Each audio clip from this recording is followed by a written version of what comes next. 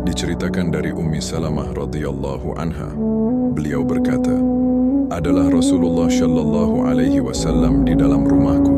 Tiba-tiba masuklah Husain radhiyallahu anhu kepada beliau. Maka aku memandang keduanya dari pintu.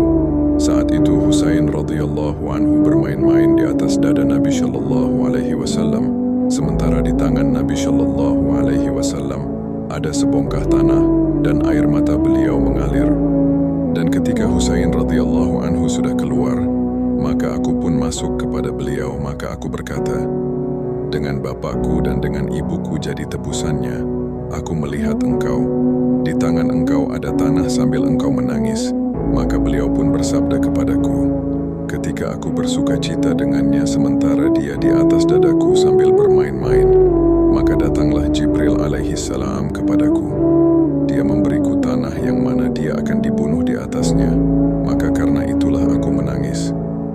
Dalam kitab Nuruz Zalam karya Syekh Nawawi Al-Bantani halaman 35 diceritakan, sesungguhnya Rasulullah shallallahu alaihi wasallam memberinya, Ummu Salamah, sebuah botol yang di dalamnya ada tanah tempat dibunuhnya Husain.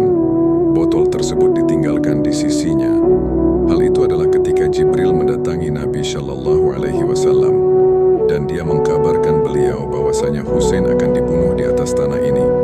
Dan dia, Jibril, memperlihatkan kepada beliau dari tanahnya bumi, di mana Husain akan dibunuh di atasnya. Dan beliau pun mencium tanah tersebut seraya berkata, celaka Karbala. Dan beliau berkata kepada Ummu Salamah, jika tanah ini sudah menjadi darah, maka cucuku Husain dibunuh. Dan suatu ketika dilihatnya tanah menjadi darah, maka terperanjatlah Ummu Salamah. Dia berkata kepada budak perempuannya, pergilah engkau ke pasar, lihatlah ada berita apa di sana. Dia pun pergi ke pasar dan kembali lagi kepada Ummu Salamah. Dia berkata dengan gemetar, Husain bin Ali radhiyallahu anhu dibunuh.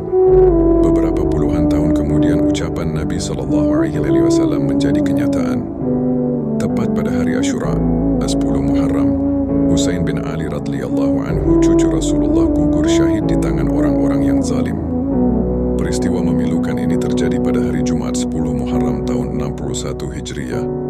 Kejadian ini sangat memilukan, menyedihkan, dan merupakan musibah yang sangat besar bagi kaum muslimin.